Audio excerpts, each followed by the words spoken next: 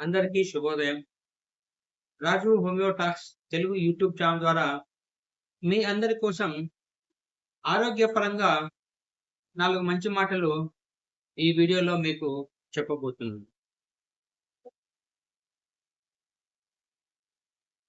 పూర్వము మన పెద్దలు చాలామంది ఏం చెప్పారంటే, దీపం ఉండగానే ఇల్లు చక్కబెట్టుకోమన్నారు పెద్దలు. ఇక్కడ దీపం అనేది వెలుగు లేదా కాంతి లేదా పగలు, సూర్యకాంతి ఉన్నంత టయాన్ని దీపంలాగా భావించుకోవడం జరిగింది. ముఖ్యంగా ఇల్లు చక్కబెట్టుకోవడానికి ఇంట్లో వెలుగు ఉంటే మాత్రం సరిపోతుందా?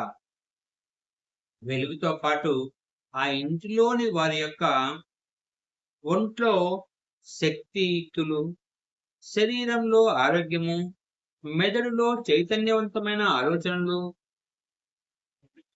కొలువై ఉంటేనే కదా ఏదైనా చక్కబెట్టుకోగలిగేది. మిత్రులారా, మన అంచనాలు ఆకాశంలో ఉంటాయి. మన లక్ష్యాలు కక్షలు దాటేస్తూ ఉంటాయి.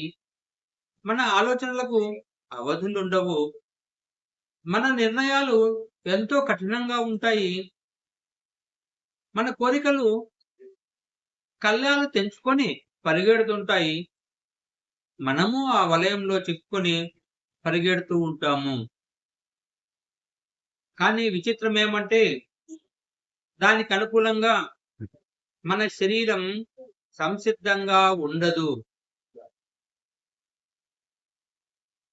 ఇక జీవితం స్థిమితపడుతుందని అనుకునే లోపు మరి ఈ కాలంలో మధుమేహం అనేటువంటి మహమ్మారి ఒంట్లో జ్వరబడుతోంది, గుండె బలహీనమవుతోంది, కంటి చూపు మందగిస్తోంది, జీర్ణశక్తి సన్నగిల్లుతోంది, వెన్నపూస చివరి పూస నొప్పిగా సన్నగా గాని ఎక్కువగా గాని నొప్పి మొదలవుతుంది. నరాలలో రక్తం పరిమితి దాటి పోటెత్తుతోంది, అనగా బీపీ వస్తోంది. కాస్త నడిస్తే ఆయాసం ఆవహిస్తోంది. విసర్జకావయాల వడపోతల జాలీలు చిల్లులు జల్లెడలవుతున్నాయి. 4 రాళ్ళు వెనక్కేసుకుంటున్నాం, అనగా కిడ్నీలో స్టోన్స్, గాల్ బ్లాడర్ లో స్టోన్స్. ఊబకాయం మూలిగే నక్క మీద తాటికాయలాగా మొదలవుతోంది. గ్రంథులు గాడి తప్పుతున్నాయి. హార్మోన్లు చెలరేగిపోతున్నాయి. శరీరం కుదేలవడం మెదడు ఆలస్యంగా గ్రహిస్తుంది. ఇలా ఎన్నో రకాల ఆరోగ్య వ్యవస్థ ఒడిదుడుకులకు లోనవుతోంది. కారణం మన మనసుకి, మన ఆశయాలకి, మన లక్ష్యాలకు ఇచ్చిన ప్రాధాన్యత మనము శారీరక ఆరోగ్యానికి ఇవ్వకపోవడమే అంటున్నారు ప్రకృతి వైద్య నిపుణులు. అలా కాకూడదు, ఎవరు అనారోగ్యం పాలవకూడదు అంటూ మనం తప్పిన దారిని, మనం విడిచిన గత జీవన విధానాల్ని తిరగదోడి బోధిస్తున్నారు ప్రకృతి వైద్య నిపుణులు. ఇక్కడ మీరందరూ గమనించాల్సింది, మనం తప్పిన దారి అంటే పాత రోజుల్లో మనము తీసుకున్నటువంటి ఆహార నియమాలైతేనేమి, మన శారీరక పనులైతేనేమి, వీటన్నిటినీ కూడా మనం మరచిపోయడము జరుగుతోంది. దాన్నే మనం తప్పిన దారి. మనం విడిచిన గత జీవన విధానాల్ని అంటే, మనము రోజువారీ దినచర్యల్లో సూర్యోదయానికి పూర్వమే నిద్రలేచి అప్పటి నుంచి రాత్రి పడుకునే వరకు మన యొక్క జీవన శైలి చాలా మంచిగా ఆరోగ్య వాతావరణంలో ఉండేది. అది ఇప్పుడు లేకపోవడం వల్ల ప్రకృతి వైద్య నిపుణులందరూ పాత రోజుల్లో అంటే అప్పటి మన యొక్క జీవన విధానాన్ని మళ్ళా గుర్తు చేస్తూ ఆ విధంగా నడుచుకోమని అందరూ చెప్తున్నారు.